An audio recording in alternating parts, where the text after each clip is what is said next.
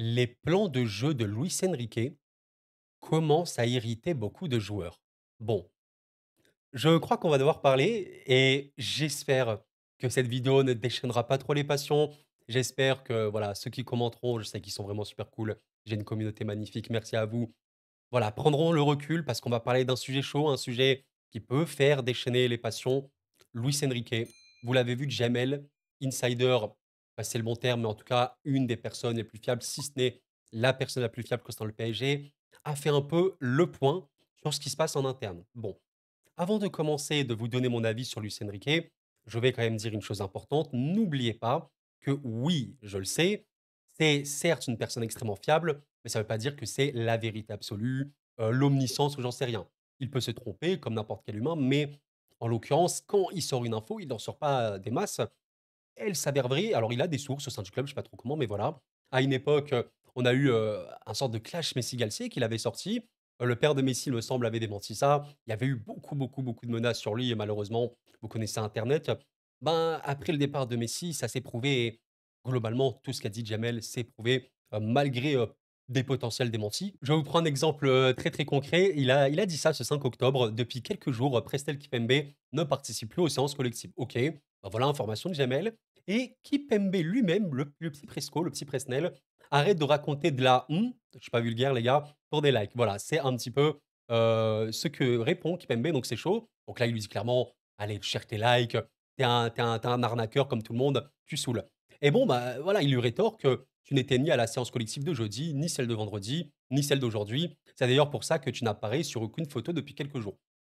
Voilà, Kipembe n'a pas répondu à ça, mais disons que c'est normal dans le milieu de se faire démentir. En l'occurrence, cette personne est considérée à l'unanimité comme étant très fiable. Voilà. Je voulais quand même faire cette parenthèse avant d'en parler, parce que je sais que certains vont peut-être me dire oui, voilà. On prend le recul, les gars. Voilà, ça ne veut pas dire qu'il dit ça, que c'est toute la vérité, machin et tout, mais il le dit. On va l'analyser et je vous donnerai mon avis tranquillement. Merci à vous pour votre respect. De toute façon, j'ai une communauté exceptionnelle. Merci infiniment. Bref, on est parti. Les plans de jeu de Luis Enrique, donc, commencent à irriter beaucoup de joueurs. On va décortiquer ça petit à petit. L'an dernier, Kylian n'appliquait pas vraiment les consignes imposées par le coach, donc les joueurs avaient plus de liberté sur le terrain. Ça, je pense qu'il y a une forme de vérité assez logique, même quand on le regarde. On sait que les consignes de Luis Enrique, ça peut être des pressings très très très intenses, répétés sur tout un match, le repli forcément systématique des joueurs, grosse structure, il n'y a pas de problème. Kylian le faisait moins, donc on peut comprendre que les joueurs avaient plus de liberté parce que c'est vrai, factuellement. En revanche, cette saison, il est intransigeant sur ce qu'il attend des joueurs et ce, à chaque poste. Chaque poste. Tout le monde sur le terrain. Et plusieurs joueurs de l'effectif se sentent bridés.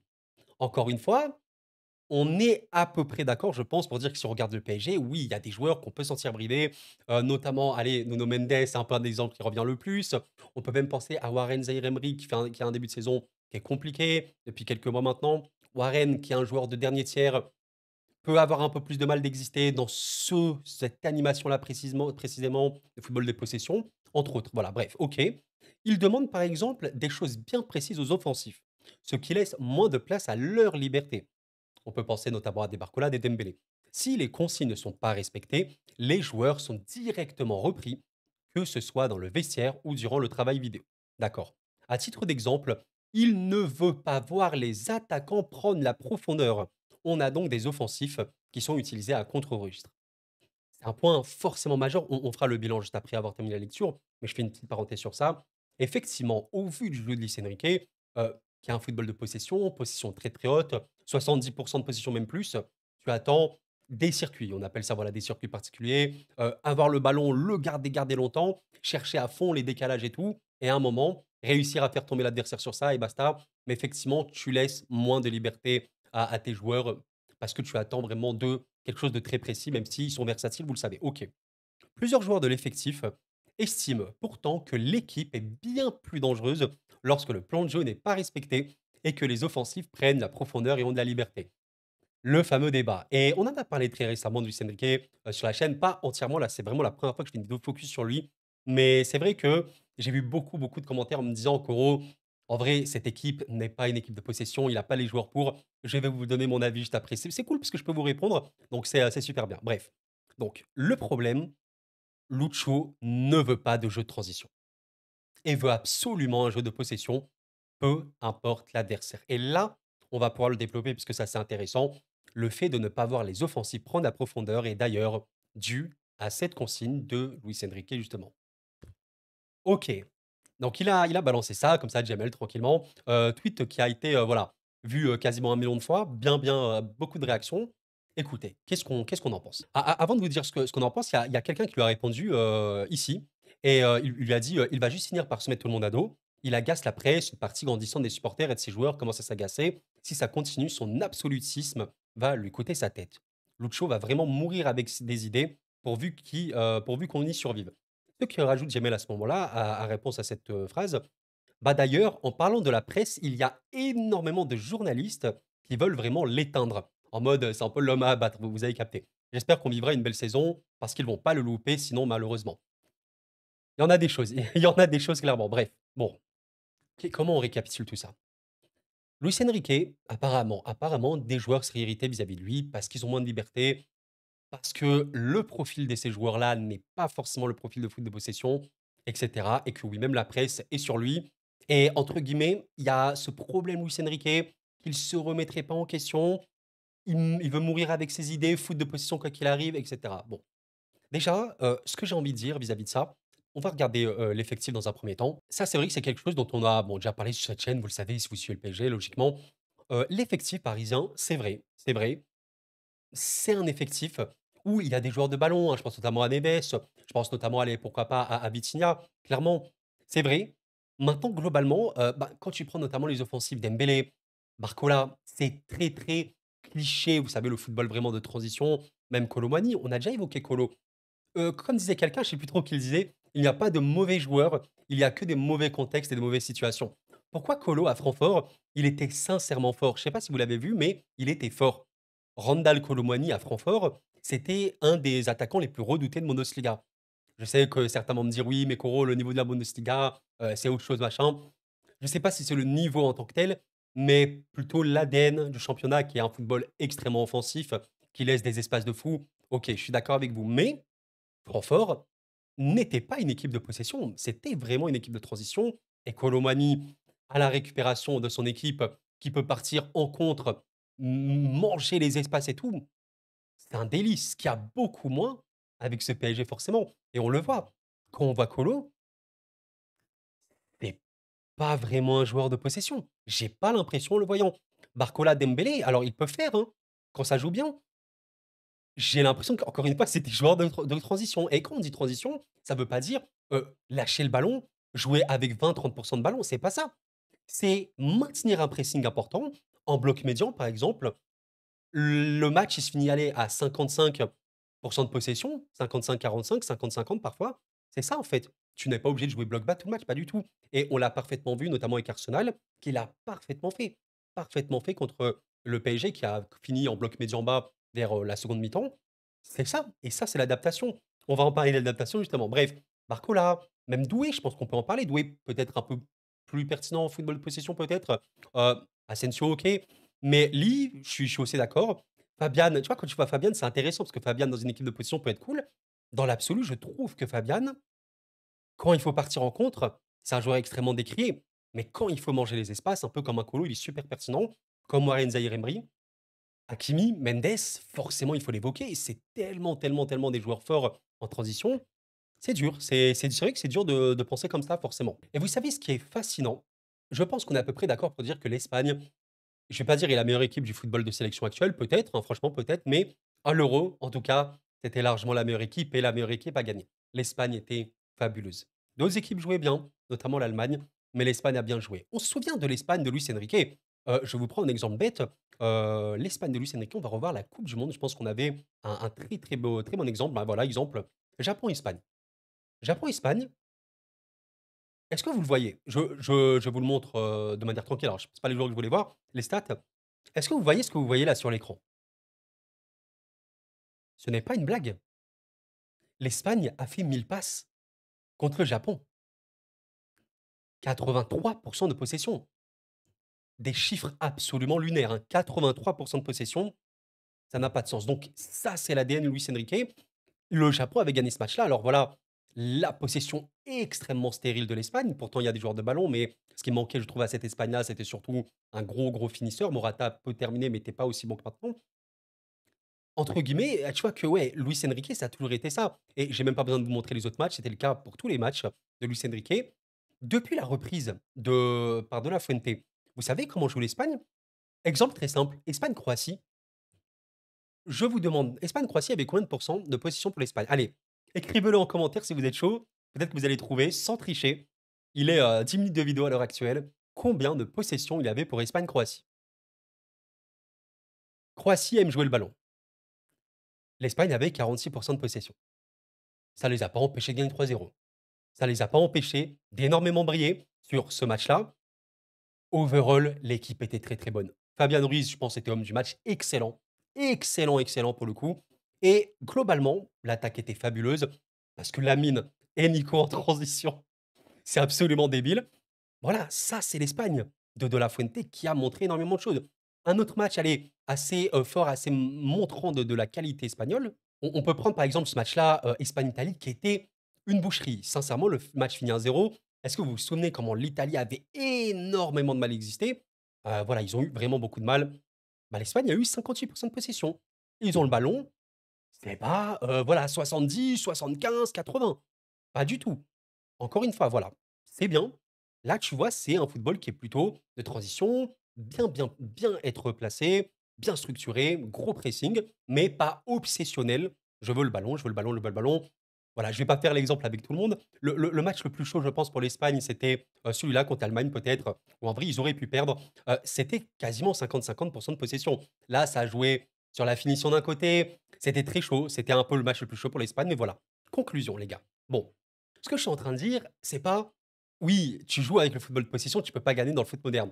Pas du tout. Et dans l'absolu, là, ce que je vais dire, c'est peut-être la chose la plus importante de ma vidéo, le temps. S'il vous plaît, les gars, et vraiment, croyez-moi sincèrement. Si tu me dis le PSG gagne avec un foot de possession, je serais content. Si tu me dis que le PSG gagne avec un foot de transition, je serais content. Le PSG joue camp bloc bas et gagne, je serais content. Maintenant, il y a un coach qui est là depuis 1 an. Luis Enrique va peut-être échouer. Ce n'est pas la question concrète pour moi. C'est mon avis. Qu'il échoue ou non, c'est pas la question. Mais tu ne peux pas, si tu veux tirer un bilan après aussi peu de temps. Il est là depuis 1 an. 1 an. Il peut évoluer. Alors, je suis OK pour dire que, bah, Koro, mais tu vas bien. Tout le long de sa carrière, il joue le football de possession. On l'a vu au Barça. Bon, il avait des joueurs de fou. On l'a vu en Espagne. Est-ce qu'il va vraiment vouloir changer? Est-ce qu'il veut vraiment s'adapter à son effectif? Je l'ai évoqué précédemment dans une autre vidéo, mais peut-être que oui, si on a un problème Luis Enrique aujourd'hui, c'est se dire: «Tu as un effectif qui est comme ça, qui est limité». Il faut aussi le dire, les gars. Est-ce que le PSG aujourd'hui est dans les 5 meilleurs effectifs d'Europe? Je pense pas. Honnêtement, hein. Sincèrement, est-ce que le PSG est dans le top 10 des meilleurs effectifs d'Europe? Tu as quand même des effectifs, notamment en Angleterre, des gros clubs, allez, dans des clubs étrangers, allez, Real, Barça, Bayern et tout.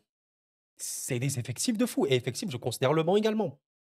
Il faut le considérer. Le matériel qu'a Luis Enrique, il est bon, il est très bon sur certains aspects, il est limité sur d'autres, il faut aussi le dire. Maintenant, moi je suis très, très d'accord avec vous et on peut aussi, voilà, avoir de la critique en étant humble, toujours, parce que n'oublions pas que nous ne sommes pas des professionnels, mais dire: «Moi je regrette que Luis Enrique, peut-être qu'il s'adapte pas assez à son effectif», OK, ça je peux l'entendre. J'ai quand même l'impression que c'est les joueurs qui ils doivent s'adapter à Luis Enrique, plutôt que Luis Enrique qui s'adapte à son effectif. OK. Maintenant, le temps. Tu vois comment ça se passe, tu regardes au fur et à mesure des mercatos. Si tu achètes, bah, tu arrives à recruter plus ou moins des joueurs qui sont compatibles avec ton système, avec la manière dont tu joues, ça pourrait aller mieux. Voilà, factuellement. Aujourd'hui, pour moi, dans le foot de possession pur et dur, bon, tu as quand même des joueurs qui peuvent être là. Marquinhos, je pense qu'il est vraiment pertinent. Beraldo, OK, je pense qu'OK. Hakimi, non, Hakimi non, pour le coup, tu vois, c'est assez particulier, mais Neves, Vitinha, il y en a quand même quelques-uns. Lee, pour moi, il est bon parce que Lee, il a le contrôle, énormément de qualité de conservation de balle, très, très technique et précis dans sa passe, précis dans ses tirs. Voilà, Lee, c'est bien, mais c'est pas le cas de tout le monde. Et des joueurs avec, un déchet énorme forcément comme eux, comme Dembélé par exemple, Ben Barcola, peut-être qu'il faut jouer différemment. Je suis OK, je suis assez OK avec ça. Maintenant voilà, le problème le problème entre guillemets dans lequel on c'est est-ce qu'on se dit: «Oui, c'est bon Luis Enrique, on voit que tu joues à un football qui n'est pas adapté à notre équipe, donc on te vire». Il me semble que le PSG prétendait vouloir comment on appelle ça? De la stabilité. Bah, je pense c'est à peu près le mot, être un club stable, être un club où voilà, où on travaille en paix et les résultats bien sûr que c'est important, mais tu échoues, tu échoues, tu échoues, mais tu avances dans la bonne direction. Moi, me concernant, vous me dites si je me trompe, je sais qu'il y en a qui sont pas d'accord avec ça, donc c'est intéressant, mais n'hésitez vraiment pas à l'argumenter. J'en avais reçu des commentaires comme ça à l'époque, l'année dernière, mais je le redis maintenant, moi je trouve que l'ère Pochettino, l'ère Galtier, elle était ce qu'elle était. Elle était laide, elle était vraiment moche, surtout l'ère Galtier. Quand même, nous devons le noter, le PSG de Luis Enrique est devenu bien plus une équipe. Pour moi, encore une fois, dire qu'il n'y a pas eu de progression entre le PSG de Galtier et le PSG de Luis Enrique, je trouve que c'est un peu abusé. Quand même, l'équipe a progressé. On sent déjà plus que c'est une équipe.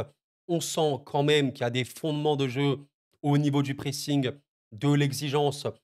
C'est important. C'est vraiment devenu le PSG une équipe qui t'asphyxie. Voilà, là, il y a vraiment ce souci de créativité, de finition globale. OK. Mais globalement, il y a eu une vraie équipe. C'est fort sur le terrain, ça te met une pression, tu as du mal à exister. Et voilà, c'est vrai. Il faut le reconnaître. Et voilà, c'est pour ça qu'il faut avoir de la nuance, se dire: «OK, peut-être que Luis Enrique devrait mieux s'adapter à son effectif», on peut dire ça, mais on peut également dire: «Il faut lui laisser le temps». Il y a plein d'exemples qui l'ont montré. J'évoque souvent l'exemple d'Arteta Arsenal. Un abonné, si, tu es là, bah, je pense que tu te reconnaîtras, m'évoquait Gasperini. Magnifique exemple. Regardez Gasperini quand il arrive à l'Atalanta, comment c'était l'Atalanta et regardez ce qui est devenu l'Atalanta. Équipe extrêmement compétitive italienne, équipe qui a fait des très très bons résultats en Europe, s'il vous plaît, qui a même remporté l'Europa League. L'Atalanta de Gasperini est un excellent exemple. Comment ça s'appelle l'Arsenal de Arteta. Arteta, au début, vous savez comment il était critiqué Arsenal? C'était pas bon. Les résultats d'Arsenal, c'était quoi? Huitième place, cinquième place, c'était Arsenal. Mais il a un projet de jeu, il essaie de le mettre en place. Au début, ça va pas parce que le temps que les joueurs se mettent en route, le temps que les joueurs arrivent à assimiler le jeu, le temps qu'il y ait même des recrutements plus ou moins intéressants et aussi, surtout, le temps que les jeunes grandissent. Les jeunes, les jeunes, s'il vous plaît, les gars, quand on regarde l'âge des joueurs du PSG, on l'avait parlé la dernière fois, le plus vieux, c'est Marquis. Mais le nombre de jeunes, vous pouvez pas demander à un Zahir Emery, à un Doué, à un Beraldo, même à un Neves, Barcola, machin, je sais pas quoi, d'être Messi, Ronaldo, Iniesta, Xavi, Cruyff, Pelé, Maradona, c'est pas possible. Ces jeunes doivent grandir, même si entre tes 17 et tes 20 ans, 21 ans, 22 ans, t'es pas ouf. OK, mais c'est le processus. On demande pas à tout le monde d'être Lamine Yamal. 17 ans, le meilleur joueur du monde peut-être limite. Bon, donc vous voyez ce que je veux dire? Donc, c'est un tout. Tu regardes, tu vois comment ça évolue.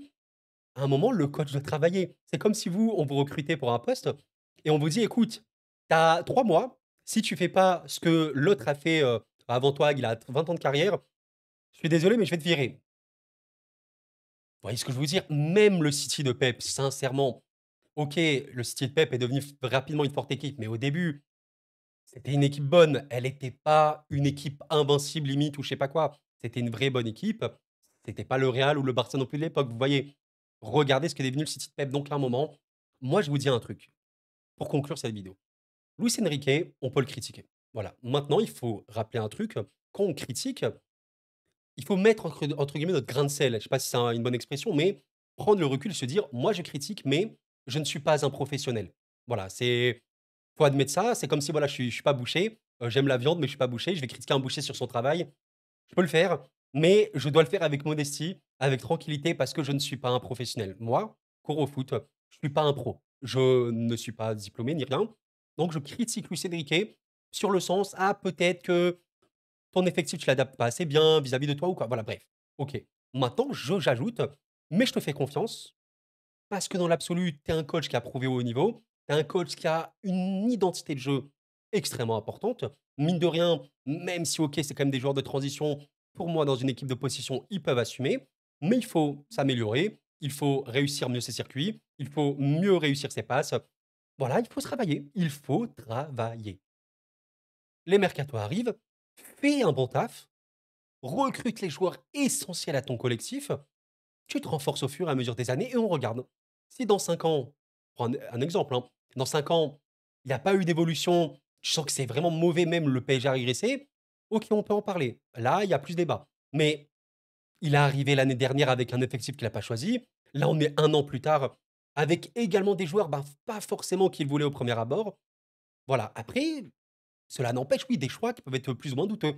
Pourquoi, par exemple, tu prends Kolo Muani? Que là, on voit pas. Voilà, pourquoi tu prends Kolo Muani, par exemple, dans ce PSG-là, alors que clairement, c'est pas un joueur de possession? Ça, c'est un autre débat. Quand on possède tout, c'est un autre débat. Bon, je pense que j'ai à peu près, dit ce que je voulais dire dans cette vidéo et voilà, vous avez totalement le droit de ne pas être d'accord, hein, vraiment les gars. Simplement, quand on donne un avis, on l'argumente sans voilà, sans haine, sans rien, tranquillement. Mais je pense que c'est bien d'être nuancé. Il y a pas de mal. Je trouve qu'on est aussi dans un problème dans le foot, mais de manière générale dans le monde, sur n'importe quel sujet. Les gens ont des avis, OK, mais tellement extrêmes, même sur des sujets qui parfois n'ont pas à l'être. Aujourd'hui, ben, je prends l'exemple de Warren Zaïre-Emery. Warren, c'est un délire. On peut dire que Warren va pas bien en ce moment, on est d'accord. Il passe une mauvaise phase. On rappelle qu'il a 18 ans. Bref, il a 18 ans. Donc, OK, je vais pour vous dire, il y en a qui montent au créneau pour un joueur de 18 ans. Mais quand on parle de l'extrême, lundi, Warren Zaïre-Emery, c'est Iniesta. Mardi, il est plus nul que Koro Foot. À un moment, les gars, si lundi, je dis: «C'est le meilleur joueur du monde», mardi, je dis: «C'est le pire joueur du monde» et jeudi, je redis: «C'est le meilleur», il y a pas de nuance, il y a rien. Donc pourquoi on n'a pas de nuance? C'est ça que j'arrive pas à comprendre. Sûrement parce que voilà, trop de passion, des chaînes, tout ce que tu veux, machin et tout. Bon, mes chers amis, en tout cas, on va finir sur ça. Je vous remets le message si vous voulez le lire entièrement. Vous pouvez le retrouver de toute façon sur les réseaux. Et voilà, n'hésitez pas à me donner, votre avis. N'hésitez pas à laisser un petit like. Le meilleur moyen de m'aider, vous le savez, gratuitement, 100. C'est super gentil. Merci aux personnes qui penseront à le faire avant de partir. C'est un sujet chaud, hein, ce Luis Enrique. En plus, voilà, coach qui, grande voix, hein, comme on peut dire, grande voix, qui s'exprime, qui cache, donc qui peut agacer beaucoup de gens. J'ai vu, hein, dans ma dernière vidéo que beaucoup, beaucoup, beaucoup ne le supportaient déjà pas, déjà plus. Moi, je vous dirais, ce qui peut dégager d'extérieur, c'est ce qui dégage d'extérieur. Le terrain, c'est le terrain et je sais que certains ne le supportent pas non plus vis-à-vis du terrain. Mais encore une fois, il faut vraiment laisser le temps. S'il vous plaît, les gars, je dis pas qu'il va réussir, encore une fois, pour moi, ce n'est pas le sujet. Peut-être qu'il va échouer, quand on échoue, ça dépend pas forcément que de nous aussi. Il y a beaucoup, beaucoup de choses à prendre en compte. Là, je m'éloigne un peu du football, mais de manière générale, on voit, on regarde les progressions. Les joueurs doivent grandir. C'est un effectif super jeune, hein, s'il vous plaît. Très, très, très, très jeune. À un moment, on peut pas demander à des mecs qui ont 18 ans, 20 ans, 22 ans même, d'être, je sais pas, voilà, un joueur de 30 ans, plein d'expérience, super fort, qui arrive à son prime et tout. Honnêtement, c'est pas possible. On regarde, on voit, mais c'est intéressant parce qu'il y a beaucoup de mouvements, je sens, au PSG en ce moment. On va voir comment ça va réagir. C'est ça qui est intéressant, le coach, les joueurs. Là, il y a la petite trêve. On se remet un peu mentalement, voilà, et on repart. Et on n'est pas à l'abri de bonnes surprises aussi. Quand je vous dis ça, OK, Luis Enrique, un peu l'obsession de la possession, c'est vrai. Dans l'absolu, il y a des moments, je pense, où tu peux t'adapter. Tu peux aussi affronter des équipes qui veulent vraiment le ballon, la possession, comme bah, City, par exemple, comme le Bayern, je sais pas quoi. On verra bien. On peut jouer un football de possession, les gars, et être extrêmement fort. OK, il faut des joueurs pour, mais peut-être que le PSG a ses joueurs pour, c'est juste qu'ils sont pas encore formatés à ça. Peut-être qu'ils sont également trop jeunes et qu'il faut le temps. J'ai terminé les amis. Merci d'avoir suivi la vidéo, c'était quoi, prenez soin de vous et la paix sur vous.